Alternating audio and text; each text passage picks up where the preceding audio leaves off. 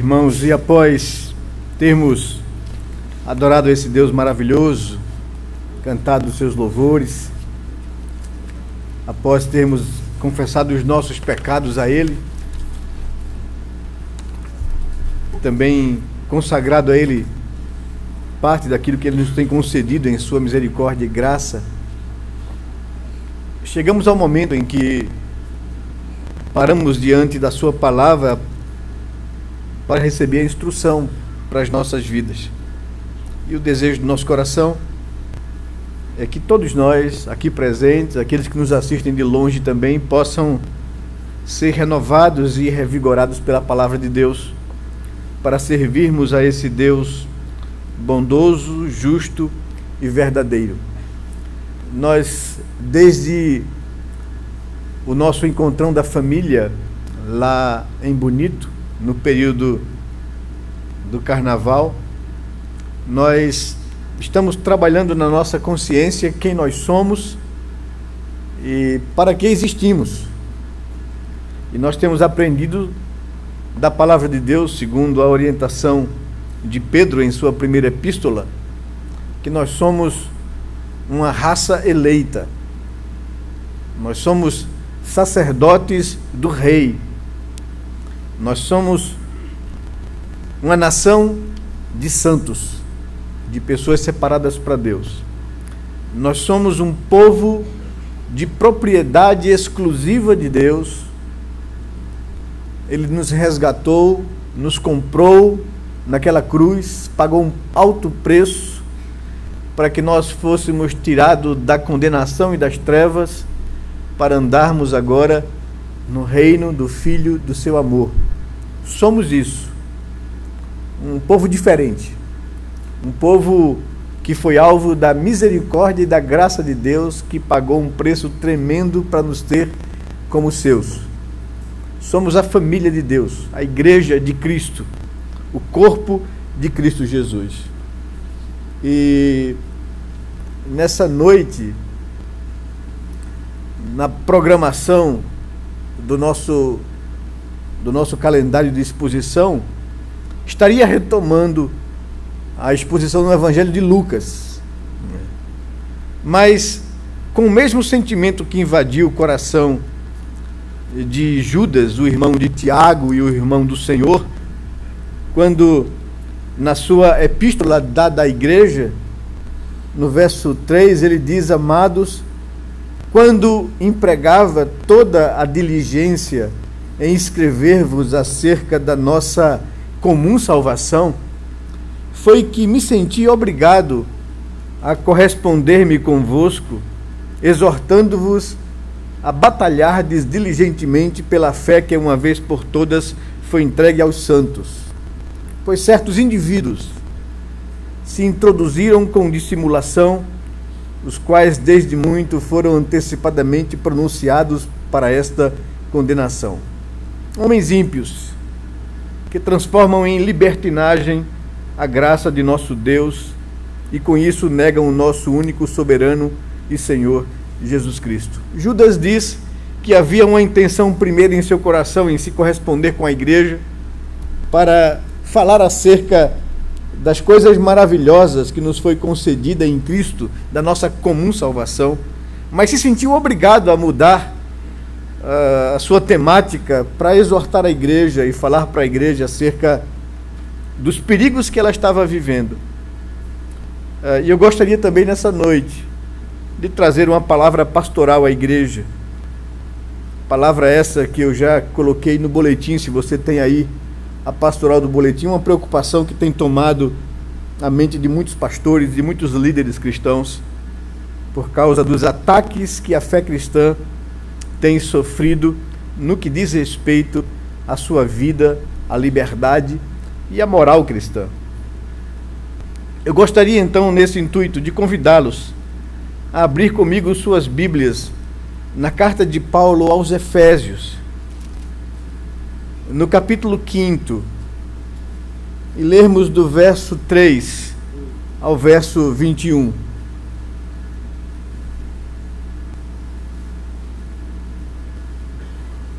Os editores da Bíblia revista e atualizada, colocaram como tema desse texto o fruto da luz e as obras das trevas. Nos diz assim a palavra de Deus, a partir do versículo 3º do capítulo 5º da carta apostólica de Paulo aos Efésios. Mas a impudicícia ou falta de pudor e toda sorte de impurezas ou cobiça nem sequer se nomeie entre vós como convém a santos, nem conversação torpe, nem palavras vãs ou chocarrices, coisas essas inconvenientes, antes, pelo contrário, ações de graças. Sabei, pois, isto: nenhum incontinente ou impuro ou avarento que é idólatra tem herança no reino de Cristo e de Deus. Ninguém vos engane com palavras vãs, porque por essas coisas vem a ira de Deus sobre os filhos da desobediência.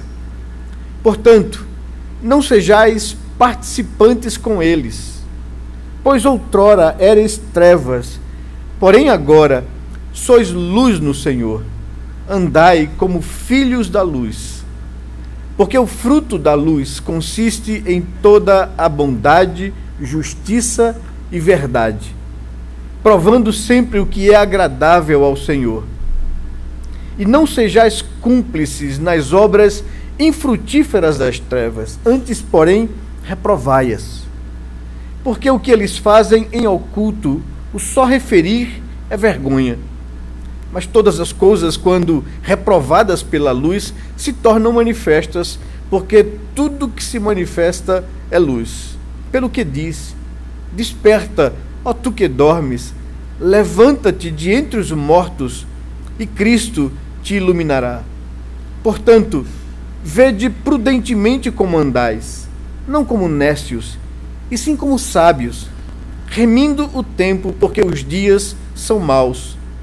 Por esta razão, não vos torneis insensatos, mas procurai compreender qual a vontade do Senhor.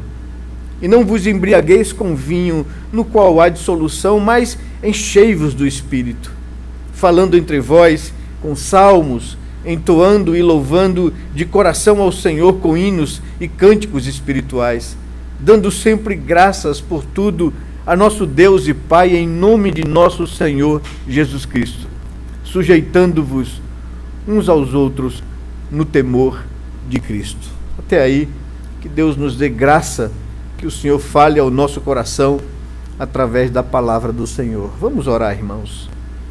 Pai bendito, como é prazeroso estar na Tua presença, juntamente com o Teu povo. Como é bom poder gozar desses momentos, quando nós abrimos a nossa boca e expressamos através de cânticos a nossa gratidão, falando de quem Tu és, Senhor, esse Deus tremendo, soberano, bondoso, maravilhoso, esse Deus que nos amou a ponto de dar a vida do Seu próprio Filho por nós naquela cruz, sendo nós pessoas indignas e pecadoras. Como nos enchemos, ó Senhor Deus, de alegria e de gratidão pelo privilégio de ter os nossos olhos abertos a essa verdade. Como somos gratos ao Senhor pela redenção que nós tivemos em Cristo Jesus, pelo perdão de todos os nossos pecados, pela herança reservada por nós, para nós na glória, Senhor Deus. Como é bom poder, mesmo conhecendo todas essas coisas, perceber quão longe estamos da Tua presença e poder nos humilharmos e poder orar ao Senhor, confessando ao Senhor os nossos pecados e culpas, admitindo a nossa própria debilidade espiritual em não conseguir andar de forma reta diante do Senhor. Como é bom poder bater no peito e clamar ao Senhor com o coração quebrantado e entristecido: Senhor, ser propício com nossas vidas, porque somos pecadores. Como é bom saber que somos perdoados pela Tua misericórdia e graça. Como é bom sentir o alívio do perdão nos nossos corações, Senhor.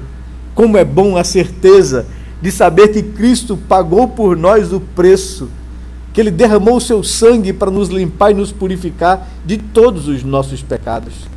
Como é bom, Senhor, poder reconhecer que tudo que temos provém da Tua boa mão e poder, da Tua boa mão, Te ofertar parte daquilo que o Senhor nos tem confiado em obediência à Tua palavra, para ser aplicado no avanço do reino, na assistência aos aflitos. Como é bom, Senhor, saber que podemos participar com a manutenção da Tua casa. Como é bom, Senhor, poder pararmos nessa noite e termos a certeza de que o Senhor está presente no nosso meio, do que o Teu Espírito Santo ministre a palavra aos nossos corações. Pai, abre os nossos olhos, abre o nosso coração para contemplarmos a beleza da Tua palavra. Senhor Deus, nos atraia a Cristo Jesus. Faz com que o nosso coração possa almejar e desejar, como nós cantamos aqui, ver o dia glorioso que o Senhor voltará nas nuvens dos céus para buscar os Teus. Faz com que a gente possa viver para isso, Senhor Deus, para a Tua glória, para a proclamação desse amor maravilhoso que um dia nos redimiu, e nós podemos levar esse amor a outras pessoas para vê-las também redimidas em Cristo Jesus. Faz com que vivamos a nossa vida para o Teu inteiro agrado e que o Senhor tenha prazer em nós. Abre, pois, o nosso coração, nosso entendimento, guia-nos nesse momento para que a Tua palavra, Senhor Deus, possa ser a coisa mais excelente na nossa vida, que a gente possa ser alimentado por ela, viver por ela, desejá-la, praticar em nossas vidas. É o que nós Te pedimos, ó Pai amado, com a assistência do Teu Santo Espírito, em nome de Jesus, Pai. Amém, Senhor Deus. Amém, Pai.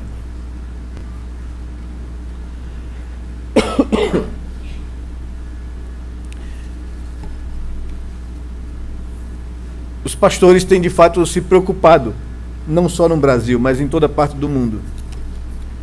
Enquanto nós cantávamos esse último hino do ofertório, eu me lembrei de uma campanha feita na América contra a participação de cristãos em assistir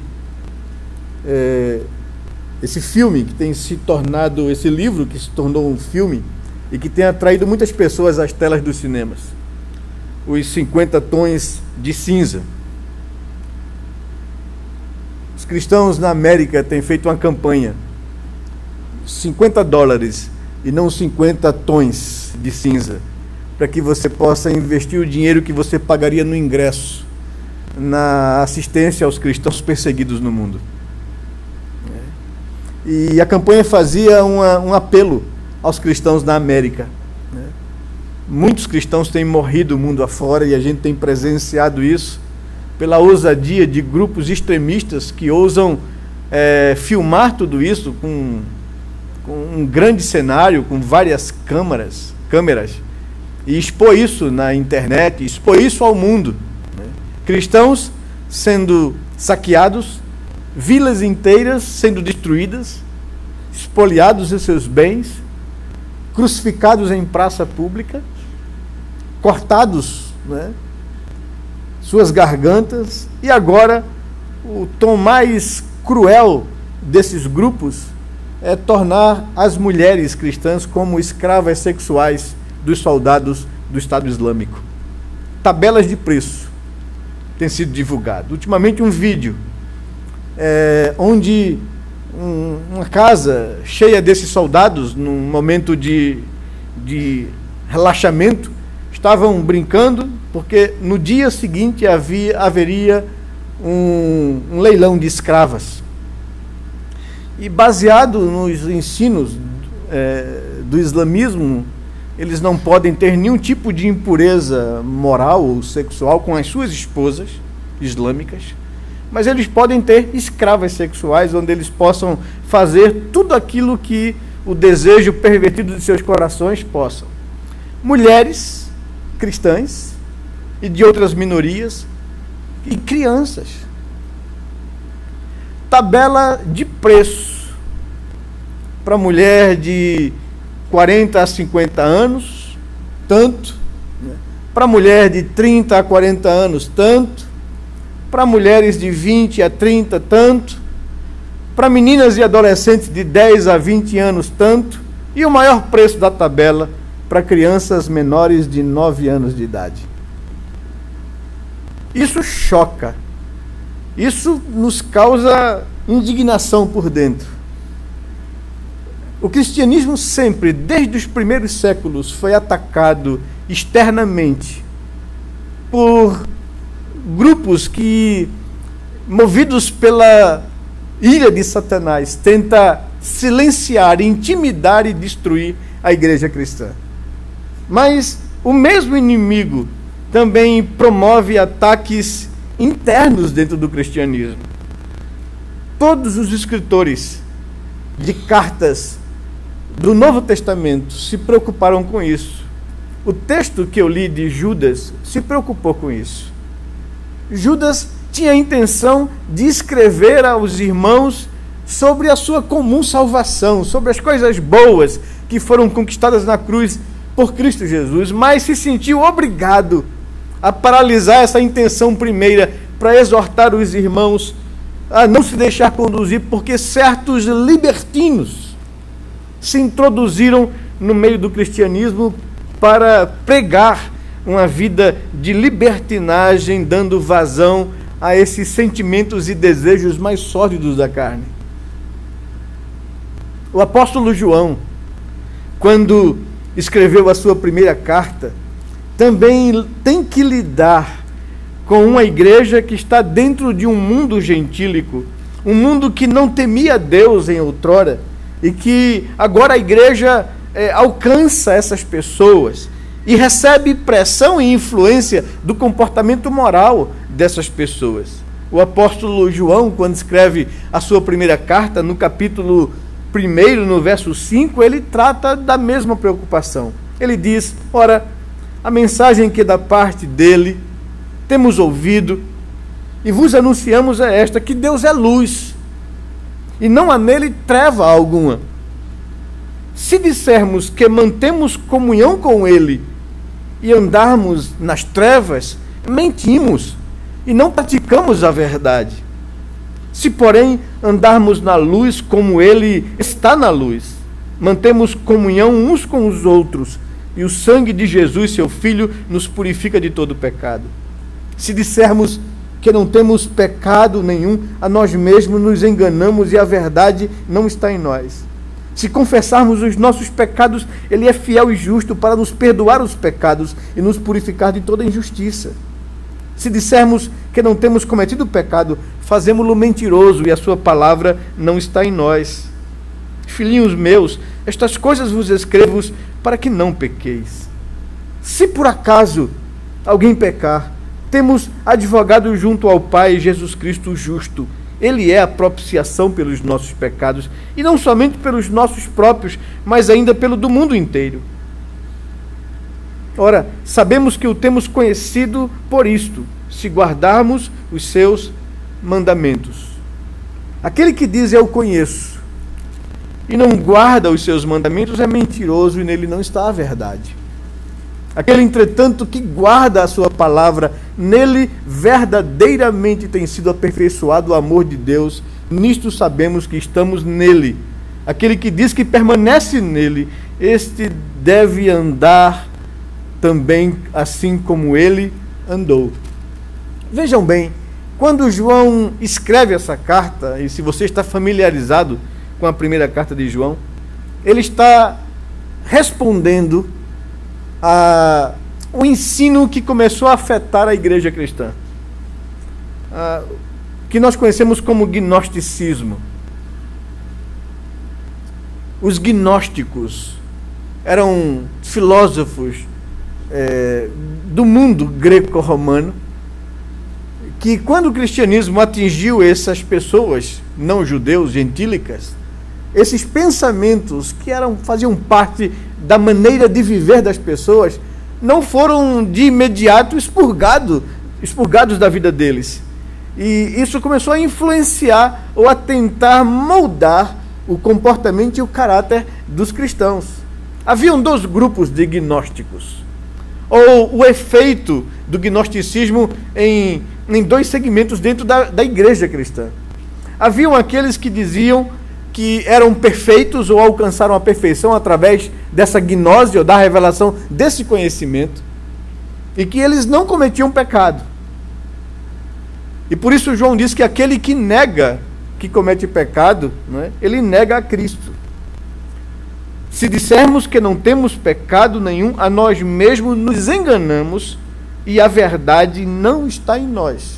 Ele está rebatendo a esse grupo de pessoas que se sentiam especiais, de que se sentiam crentes de primeira classe, que atingiram uma maturidade espiritual, que não mais cometiam pecado. E havia esse ensino na igreja, e o apóstolo João rebate isso. E o outro grupo, que era a segunda classe de crentes que não tinham atingido essa gnose, ou esse conhecimento, ou essa perfeição, diziam que não adianta querer santificar a natureza caída, porque ela nunca vai ser santa. Sempre essa natureza vai ser inclinada para o pecado, e isso é verdade.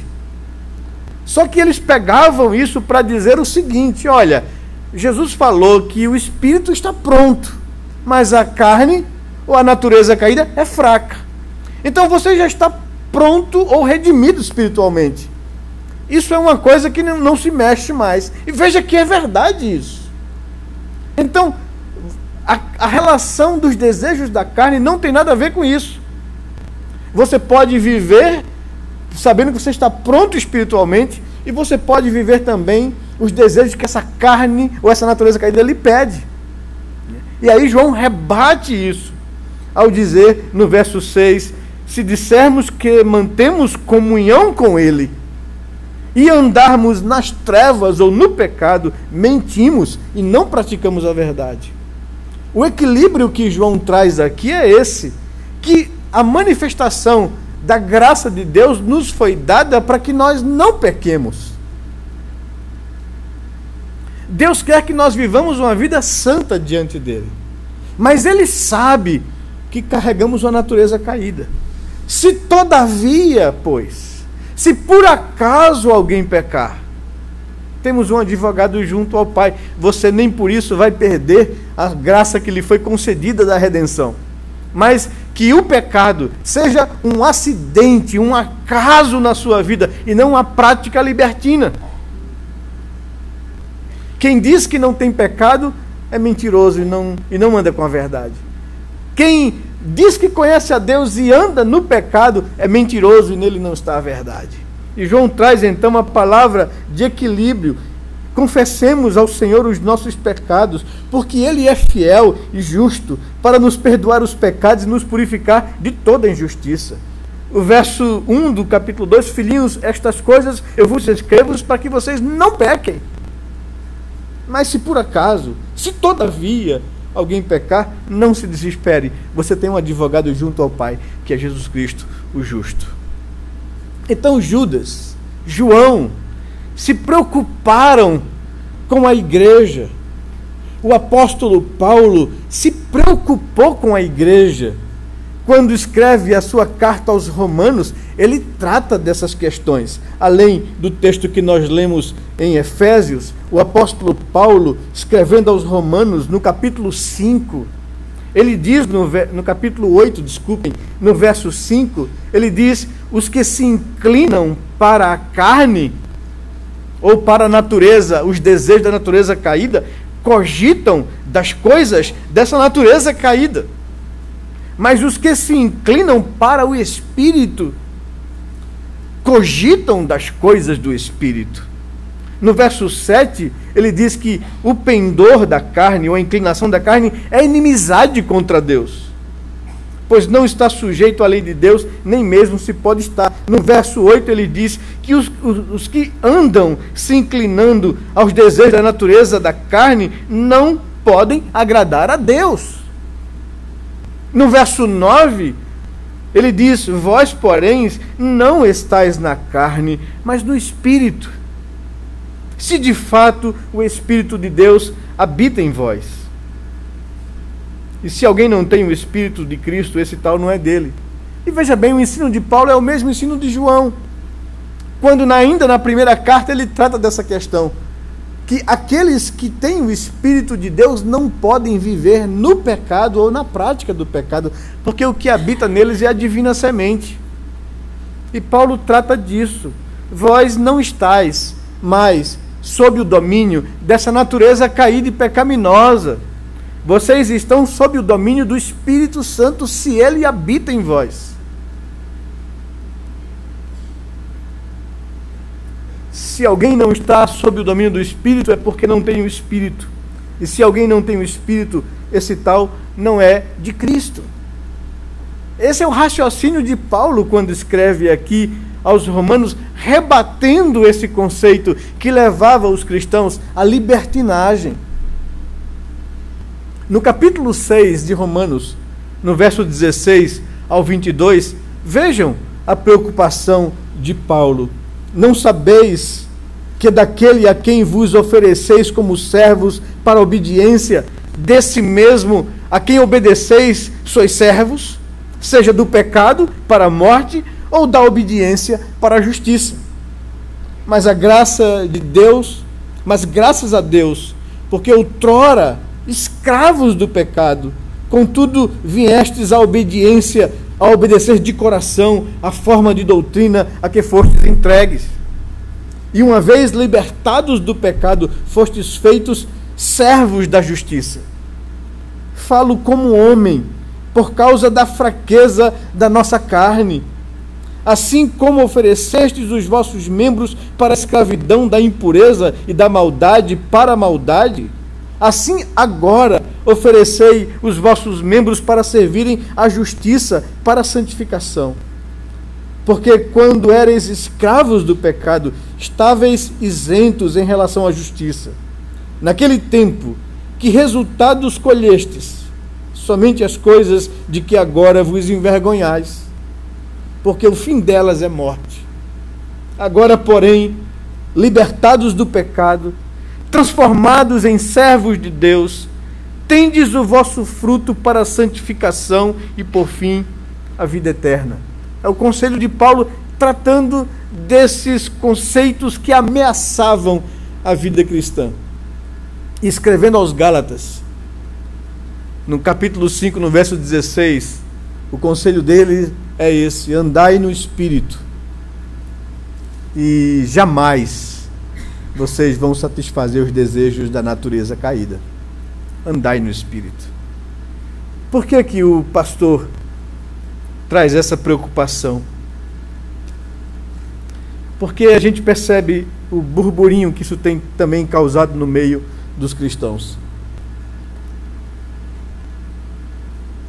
Nessa pastoral do boletim eu coloquei como título 50 tons de pureza, que é o que deveria ansiar o nosso coração, é o que deveria ocupar o nosso pensamento, como diz Paulo, escrevendo aos Filipenses no capítulo 4, no verso 8, tudo que é puro, seja isso que ocupe o vosso pensamento.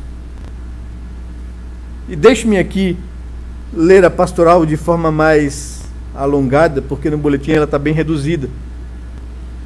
Eu coloquei que gostaria de trazer uma palavra pastoral sobre o livro que virou filme e tem causado frenesi, polêmica e muita discussão. 50 tons de cinza. Quero me dirigir a cristãos, homens e mulheres, casados e solteiros, adultos e jovens. Penso até que não precisaria fazê-lo. Mas como sabemos que todos nós carregamos uma natureza caída e corrompida e pecaminosa, não custa nada dar uma orientação para que ninguém se deixe enganar e abra brechas em sua vida para o inimigo semear sujeiras nas mentes e corações. O livro, que na tradução mais literal para o português seria 50 sombras de Grey, porque apesar disso significar a palavra cinza, se refere ao sobrenome do protagonista do filme, foi escrita por uma autora britânica, Erica James, inspirada em enredo Isso aí são críticas já de comparações. Ela é uma fã de carteirinha da série Crepúsculo. E ela quis seguir o mesmo enredo dessa série, só que trazendo aqui uma pitada picante de sexo sadomasoquista. Esse filme, ou esse livro, conta a história de uma universitária de 21 anos de idade, que parece mais, eu acho que isso foi uma questão do filme, um adolescente de middle school ou de high school, pelo seu comportamento, que ao fazer um favor para sua amiga de entrevistar um rico empresário para o jornal da escola, acaba sendo seduzida por um homem cheio de facetas e segredos obscuros. Christian Grey, um magnata de 27 anos, que se sente estimulado pela possibilidade de seduzir a jovem. O relacionamento dos dois nunca poderia ser normal, já que Grey não tem namorada, somente escravas sexuais. A história se passa em Seattle, nos Estados Unidos. A jovem inexperiente se apaixona, tem um comportamento adolescente, apesar dos 21 anos de idade, e tem que decidir se vai se entregar ao magnata ou se vai se afastar do mundo obscuro habitado por ele. O filme trata do comportamento pervertido de um homem que usa seu dinheiro e sua posição para seduzir mulheres e submetê-las às suas perversões sexuais. Por isso, o título original aponta para as múltiplas 50 facetas sombrias do comportamento do Sr. Grey. O filme é assistido por mais de 40 milhões de pessoas ao redor do mundo. É o primeiro de uma trilogia. Imagino que vem por aí. E tem atraído principalmente o público feminino. Há salas de cinema que promovem sessões exclusivas para mulheres. Boa parte desse público feminino é de mulheres casadas, que se sentem constrangidas em assistir o filme ao lado do marido.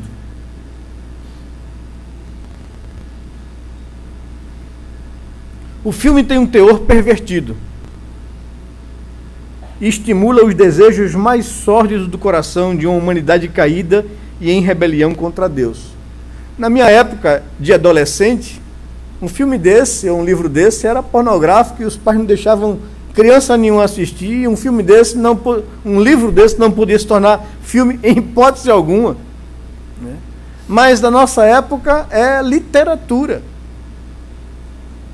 Literatura que faz sucesso e atrai mais de 40 milhões de pessoas para assistir ou ser estimulada por esses desejos que ficam escondidos no coração das pessoas. Nesse filme, a mulher é colocada como objeto dos mais vis desejos e fantasias pervertidas masculinas. O filme procura passar para o público feminino que isso é excitante, que elas deveriam se liberar e encontrar nisso prazer e satisfação. Grupos de defesa da mulher e contra a exploração sexual de crianças e adolescentes têm se levantado em protesto contra o filme. Vários casos de violência sexual, abusos e acidentes domésticos envolvendo estripulias sexuais na Europa e Estados Unidos têm ocorrido e sido registrados. Esses dias saiu na televisão, né, que um jovem, numa escola americana, submeteu a uma colega a vários abusos, né, e quando preso e questionado, ele disse que havia sido estimulado pelo filme e que estavam fazendo as experiências que assistiram. Só que a jovem questionou ou se contrapôs, dizendo que ela não permitiu que ele fizesse aquilo e ele fez forçadamente. Mas só para você ver isso, não seria preciso dizer que assistir a filmes como esse não convém a santos. O conselho de Deus para o seu povo é claro: a falta de pudor e toda sorte de impurezas nem sequer se nomeie entre vocês, como convém a santos. E uma das coisas que nós temos trabalhado, e a minha palavra para vocês, eu espero em Deus, e creio até firmemente, de que a igreja aqui que tem sido instruída, que tem ouvido pregações dos seus pastores, não seria admissível entre nós tal brecha ou tal comportamento. Mas minha palavra para vocês é porque eu sei que vocês lidam com pessoas que podem ser ajudadas ou orientadas por vocês a não se perverterem mais ainda.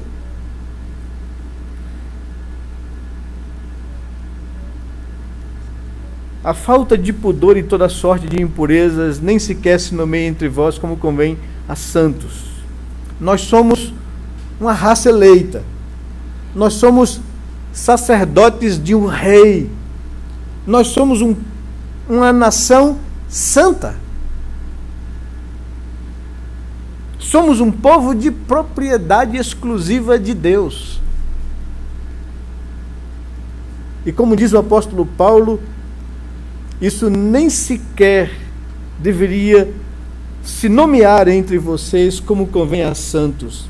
Nem conversas torpes, nem palavras vãs ou sugestões libertinas, coisas essas inconvenientes. Saibam que nenhum incontinente ou impuro tem herança no reino de Cristo e de Deus.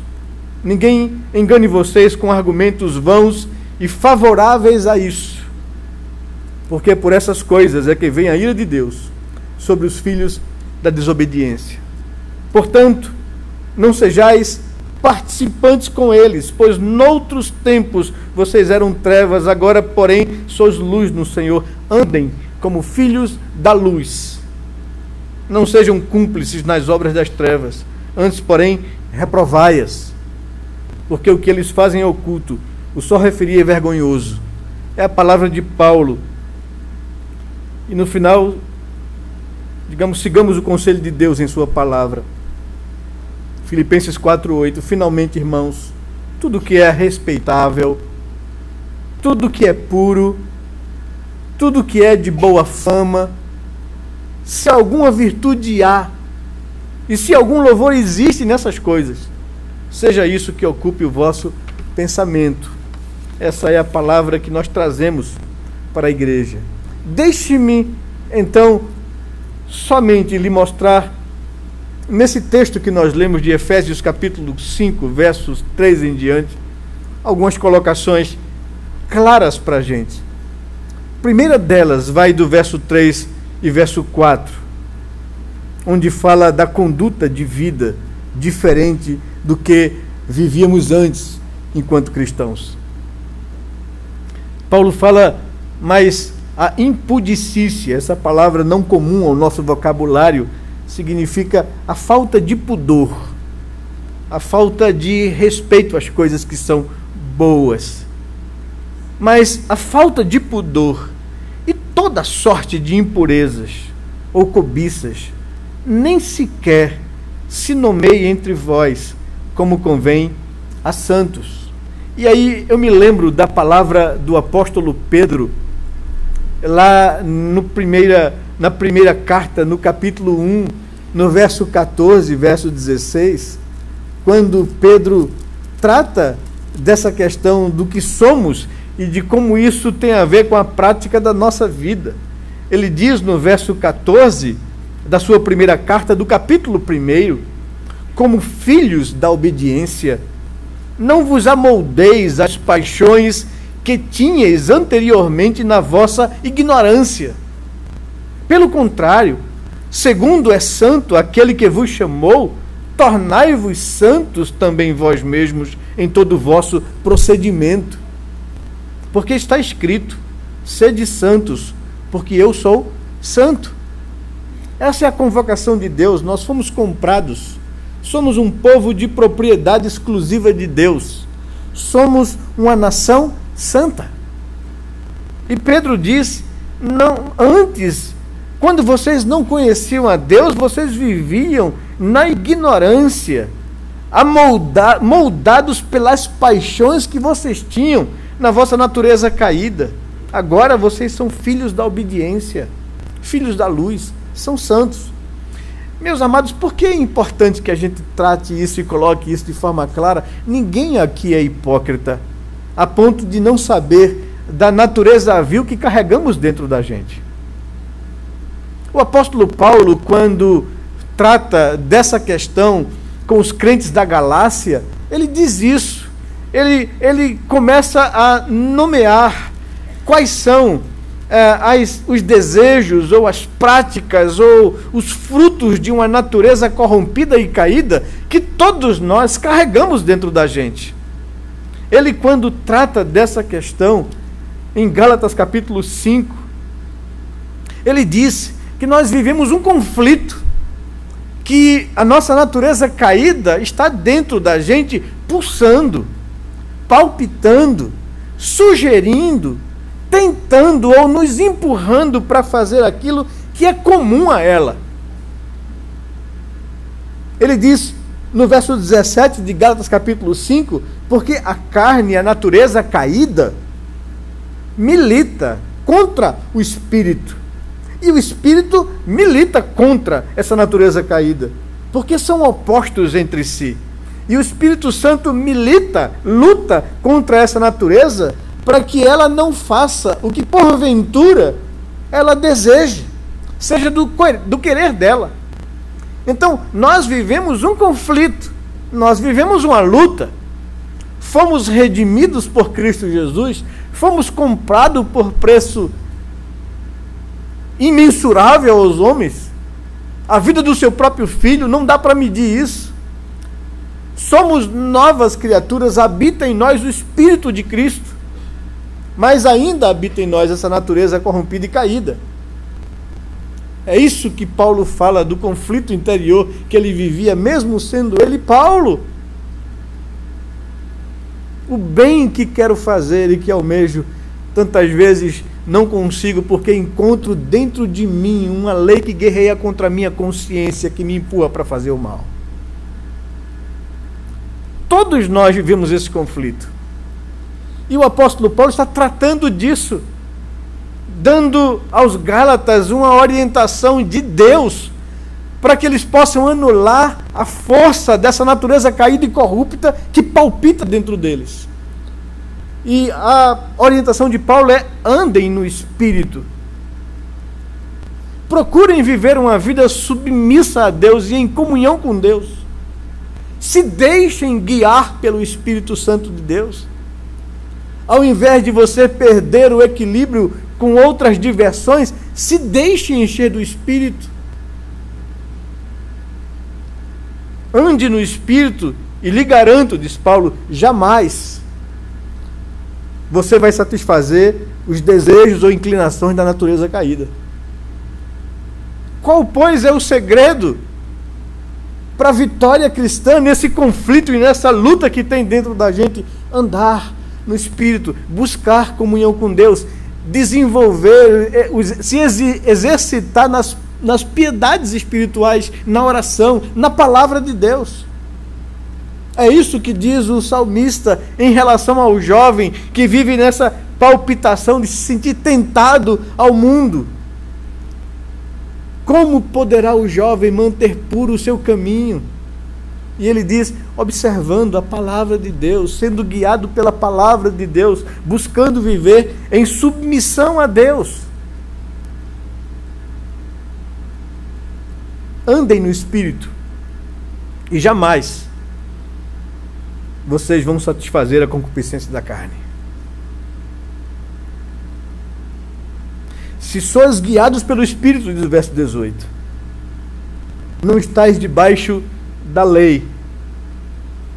E verso 19 ele diz, as obras dessa natureza caída são conhecidas: prostituição, impureza, desejos sexuais descontrolados, lascívia, idolatria, feitiçaria, inimizades, porfias, ciúmes, iras, discórdias, dissensões, invejas, bebedices, glutonarias e coisas semelhantes a estas, a respeito das quais eu vos declaro, como já outrora vos preveni, que não herdarão o reino de Deus os que vivem na prática dessas coisas. Então, imagine só aqui, vamos raciocinar.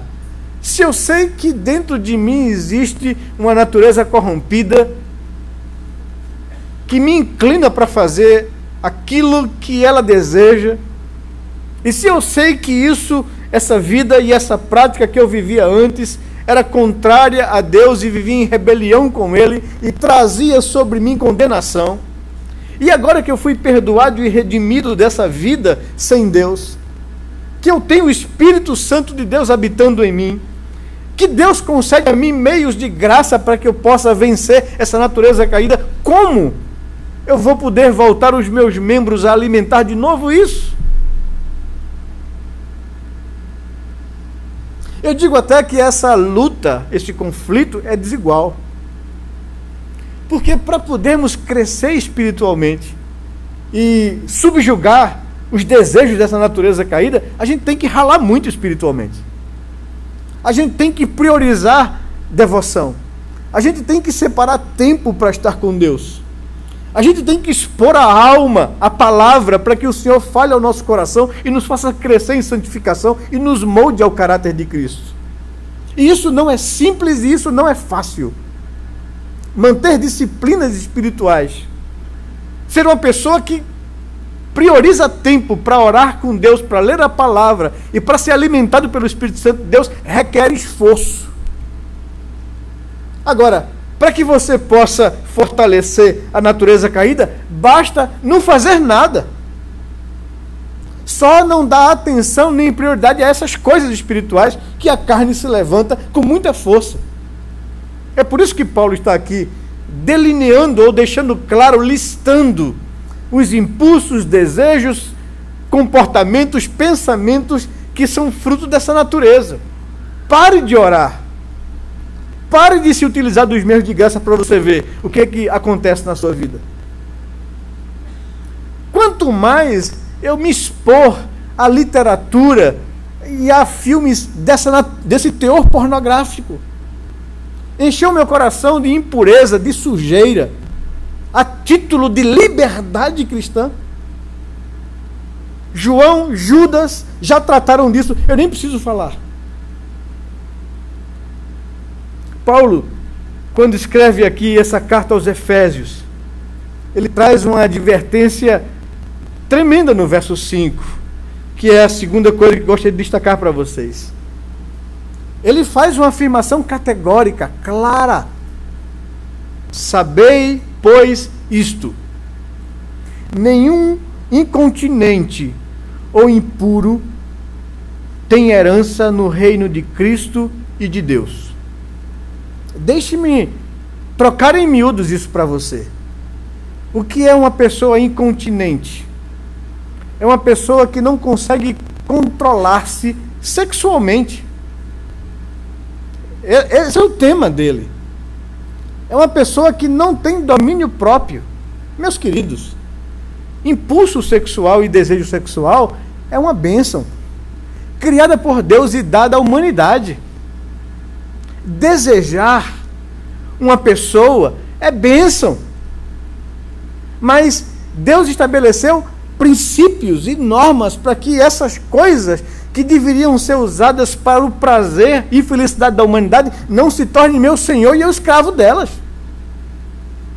Um jovem que tem uma namorada bonita, atraente, desejá-la sexualmente é natural.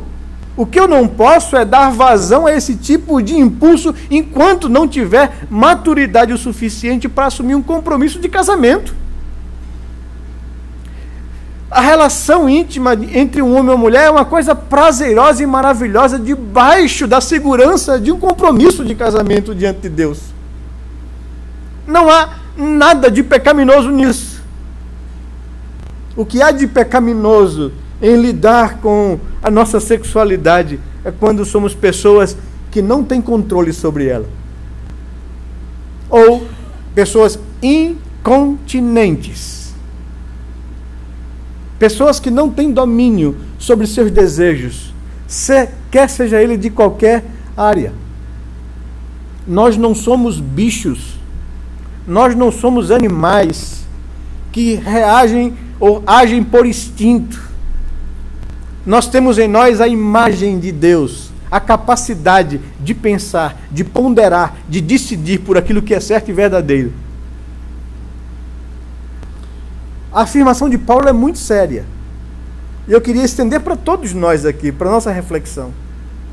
Se você não consegue se conter ou controlar esses impulsos que Deus colocou em você, que são bons, mas que devem ser guardados para um momento propício e adequado, se você não consegue controlar isso na sua vida, veja o que diz o texto: nenhum incontinente ou impuro tem herança no reino de Cristo e de Deus. Por isso, meu querido, a sua conduta de vida é reflexo daquilo que você é. Ande no Espírito e jamais você vai satisfazer os desejos da carne. Mas se alguém não tem o Espírito de Cristo, que controla e que dá domínio próprio sobre essas coisas, esse tal não é dele. O apóstolo João, em outras palavras, vai nos dizer o que eu falei aqui já antes para vocês. Ninguém que tem o Espírito de Deus habitando no seu coração vive na prática de pecados. Vive incorrendo nesse erro de ordem sexual. Vivem dando vazão a esses desejos do coração que são da natureza caída e que foram pervertidos por causa da queda. Algo que era maravilhoso, algo que Deus criou para o prazer do gênero humano. Quando aconteceu o pecado no Éden, o casal se escondeu, fugiu de Deus. E a justificativa, quando Deus os encontra, é: ouvimos a tua voz sim, mas porque estávamos nus, sentimos vergonha e nos escondemos. Mas por que vergonha? Porque a malícia, a maldade, a impureza, essas coisas entraram naquilo que é belo, que foi criado por Deus.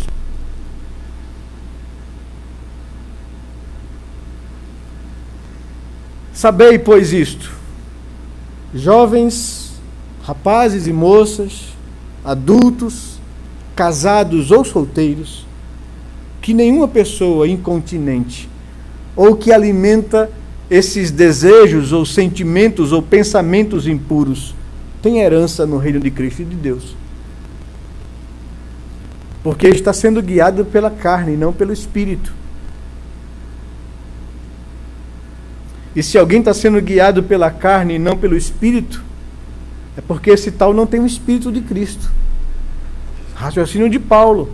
E se alguém não tem o Espírito de Cristo, esse tal não é dele. João diz: um crente não pode viver na prática de pecado. Por quê? Porque o que habita nele é o Espírito, é a divina semente. E se habita nele o Espírito, que segundo Paulo, que começou a boa obra em vós, há de completá-la até o dia de Cristo Jesus. Então, meu querido, ou você escolhe andar em obediência a Deus e andar no Espírito, buscando do Espírito a graça necessária, a força necessária para que você viva uma vida digna e santa diante de Deus, ou você está escolhendo viver para a carne, se inclinando para o pecado, para essa natureza corrompida que há dentro de você. E o resultado disso, segundo Paulo aos Romanos, é morte.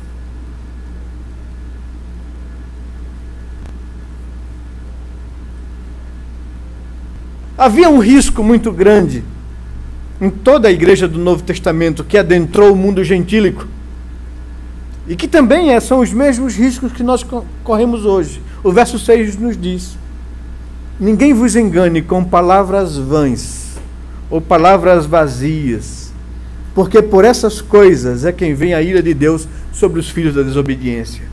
Vejam bem, o que Paulo quer dizer exatamente é que ninguém engane vocês com argumentos vãos e favoráveis a isso, favoráveis a esse comportamento libertino. Vejam que João trata disso na primeira carta, quando essa mesma tendência humana comum do coração corrompido buscar justificativas para dar autorização a práticas pecaminosas.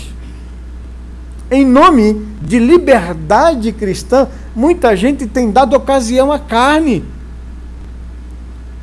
Que liberdade cristã é essa que me aprisiona a esses desejos? Isso não é liberdade cristã, isso é escravidão, a impureza e a imoralidade.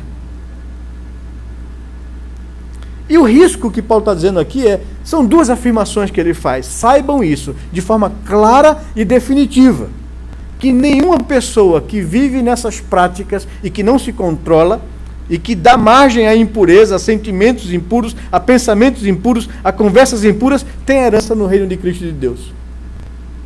Porque é marca e característica que essa pessoa não tem o Espírito de Cristo. Porque quem tem o Espírito de Cristo não pode viver na prática do pecado. Esse é o raciocínio apostólico de João e de Paulo. E o outro perigo é cuidado.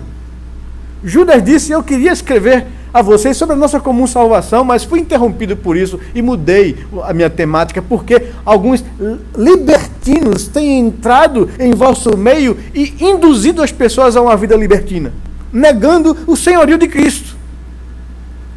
Ele interrompe a sua intenção primeira para tratar dessas questões. Pessoas, às vezes, se dizendo cristãs, seduzem, engodam, enganam e tentam convencer outras pessoas a ter um comportamento que lhe dê certa tranquilidade de consciência, porque o comportamento é desse jeito.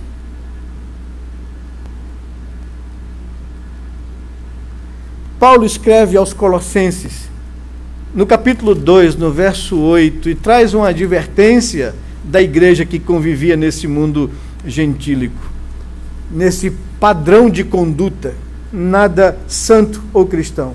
Ele diz no verso 8 do capítulo 2 de Colossenses: cuidado, que ninguém vos venha enredar com sua filosofia e vãs sutilezas, conforme a tradição dos homens, conforme os rudimentos do mundo, e não segundo Cristo. Cuidado, para que você não se deixe afetar por esses conceitos libertinos de comportamento, porque isso não é de Deus, não vem de Deus. A palavra é muito clara, não tem contra-argumento a ela. Sede santos, porque eu sou santo.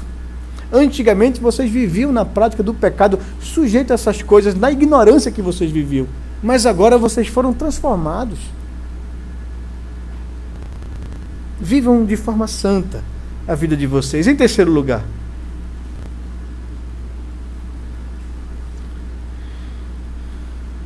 ele fala dessa incoerência, né, de vida. Ele diz no verso 8: outrora, ou antigamente, ou na vida anterior ao conhecimento de Cristo, vocês eram das trevas. Porém, agora vocês são luz do Senhor. Andem como filhos da luz. Porque o fruto da luz consiste em toda bondade, justiça e verdade, provando sempre o que é agradável ao Senhor.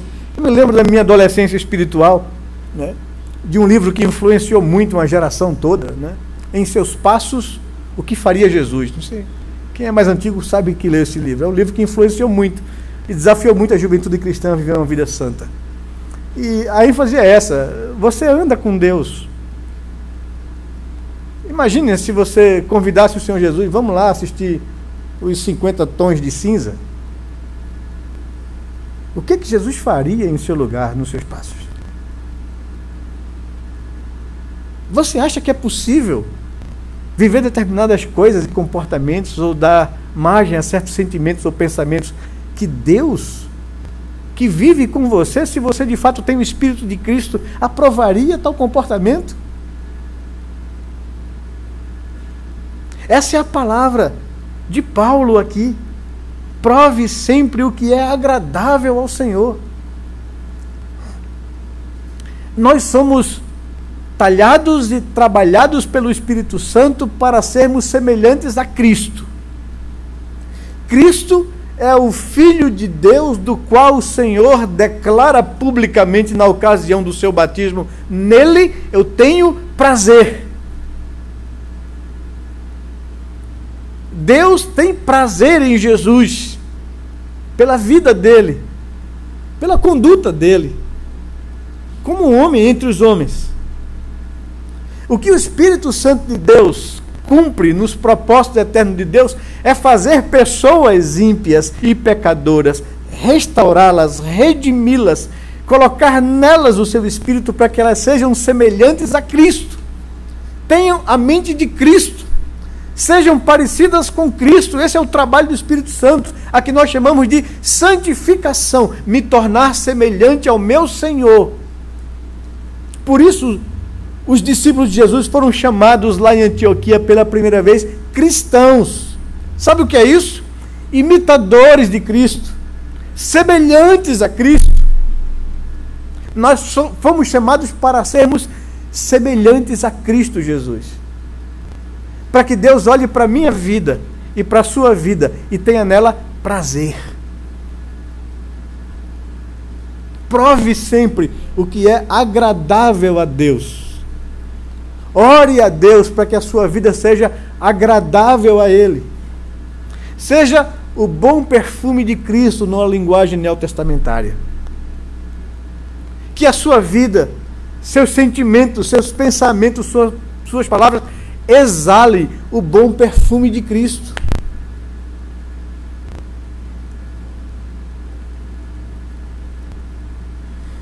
Por isso, diz o verso 11, não sejais cúmplices nas obras infrutíferas das trevas, antes, porém, reprovai-as. Só há dois comportamentos que vão ser manifestados na minha conduta de vida cristã aqui, para entender para o que eu existo. Quem eu sou povo de propriedade exclusiva de Deus, faço parte de uma raça de pessoas santas, que foram separadas de um comportamento pecaminoso para viver agora em novidade de vida, a vida de Cristo, com o fim de proclamar, de anunciar para as pessoas as virtudes desse, que me tirou das trevas e me colocou no reino da sua luz. Essa é a minha missão de vida.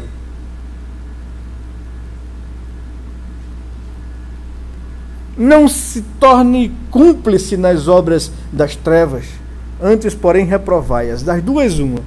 Ou eu reprovo o pecado e me contraponho a ele, quer ele se manifeste em qualquer circunstâncias ou áreas da minha vida e relacionamento, ou eu vou me tornar cúmplice no meu silêncio.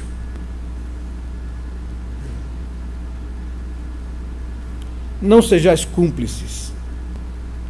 Reprove o que é mal, o que é errado, o que é contrário a Deus. Porque os que eles fazem em oculto, o só referir-se é vergonhoso. E por último lugar, para concluirmos, o conselho de Paulo e a exortação dele se encontra no verso 15 em diante.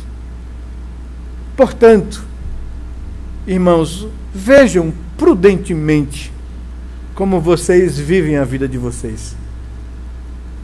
Vejam prudentemente como vocês têm andado. Não como nécios, como tolos, como pessoas sem entendimento, levado ou arrastado por essa cultura em rebelião contra Deus. Sejam sábios, andem como pessoas sábias, remindo o tempo, porque os dias são maus. Por esta razão, não vos torneis insensatos, mas procurai compreender qual é a vontade de Deus para a vida de vocês. E eu fico pensando, meu Deus, como temos vivido de forma superficial, vã e mesquinha. Tem gente que ama o Senhor e que está sofrendo barbaridades nesse mundo. As notícias têm chegado, o noticiário, por mais que negue, e digo uma coisa a você, não confie nem se estribe tão somente nas reportagens que você vê nos canais abertos e às vezes até fechados também, porque eles não retratam, não tocam no assunto, não falam do que tem acontecido realmente, não sei por que cargas d'água. Você que é uma pessoa ligada, né, que vive aí na internet, vá atrás, pode futicar, e você vai encontrar coisas que você vai ficar chocado. Vá lá atrás mesmo para você ver o que tem acontecido de fato e verdade. Muitos órgãos de defesa da humanidade têm levantado a voz contra as atrocidades que têm acontecido, e parece que nós, sociedade ocidental, temos cometido o mesmo erro que cometemos na Segunda Guerra Mundial, quando chegavam as notícias, quando chegavam os alertas do que estava acontecendo na Alemanha contra judeus. O mundo ocidental não deu crédito, não acreditou. A desgraça só veio a público depois que a guerra acabou. Depois que se chegou nos campos de concentração, depois que compreendeu-se a extensão da desgraça, da atrocidade cometida, mais de 8 milhões de pessoas assassinadas. Tem acontecido novamente. E eu vejo, até nas mídias, pessoas dizerem, isso é exagero. E eu digo, pesquisa, procura, vai atrás, para você ver o que tem acontecido com seus irmãos mundo afora. Com suas irmãs que perdem os seus maridos, são espoliadas, violentadas sexualmente. Colocadas como escravas de um regime louco. Crianças sendo violentadas sexualmente porque são impuras, no conceito islâmico. E nós, aqui no Ocidente, assistindo porcaria, gastando nosso dinheiro naquilo que é vão, do qual o nosso Deus pedirá contas de cada centavo que a gente aplicou nessas coisas. Vede prudentemente como andais, não como nécios, como tolos, e sim como sábios, remindo o tempo, porque os dias são difíceis. Por esta razão, meu querido, não viva a vida para você mesmo, de forma egoísta, mas procure compreender o que é que Deus quer com você. Como você pode ser útil a Ele. Como você pode ser um instrumento valioso na mão do seu possuidor, em vez de estar se perdendo com essas coisas que o mundo tem colocado para lhe distrair. E para finalizar, o conselho de Paulo aos irmãos de Filipos, no capítulo 4, no verso 8. Finalmente, tudo o que é respeitável, tudo o que é puro, tudo o que é de boa fama, se alguma virtude há, e se algum louvor existe nessas coisas, seja isso o que ocupe o vosso pensamento. E que a paz de Deus possa ser o árbitro nos nossos corações. Amém? Eu queria convidá-los à oração nesse momento agora. Eu queria convidá-los a que, se você tem percebido, se Deus falou no seu coração, se você percebe que você tem marcado passo, se você tem se acomodado, se você tem vivido a vida para você mesmo, sem essa preocupação maior desse projeto redentor de Deus, se você ainda não percebe o quanto Deus, ao lhe alcançar e lhe redimir, quer usar a sua vida para a glória do nome dele, para que você se engaje no cumprimento dessa tarefa redentiva que Ele tem na história antes da fundação do mundo, eu queria pedir a você que chegasse aos pés do Senhor nesse momento agora e dissesse: Senhor, tem misericórdia da nossa vida, tem misericórdia da minha vida, ser propício a mim, renove meu espírito, renove a minha vida, renove a minha fé, renove a minha conduta.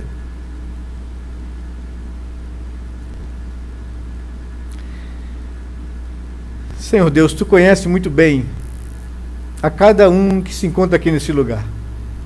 O Teu Espírito é quem investiga e fala ao mais profundo do nosso ser. Se o Espírito não comunicar essas verdades ao nosso coração, nos desafiando a uma vida lúcida diante do Senhor, seremos enganados pelo mundo, Senhor.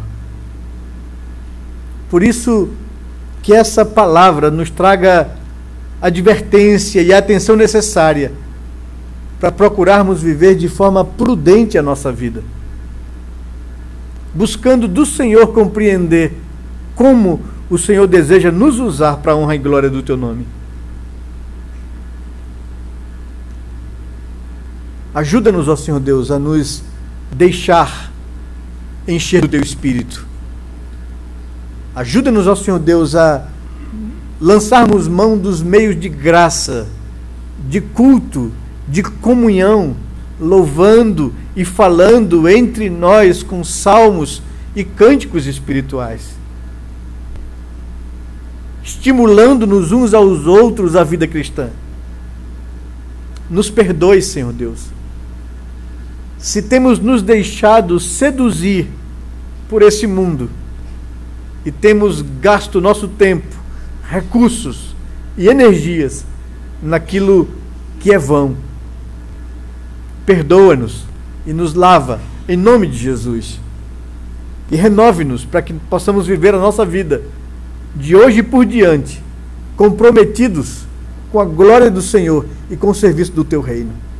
Fica conosco, Senhor Deus, alimenta o Teu povo da verdade, enche-nos da Tua graça e do Teu poder para vencermos o pecado em nós e para anunciarmos esse evangelho com ousadia e coragem, reprovando as obras das trevas e testemunhando da graça e do amor de Deus. Fica conosco, é o que nós Te pedimos em oração, no nome de Jesus, Pai. Amém, Senhor Deus. Amém, amém.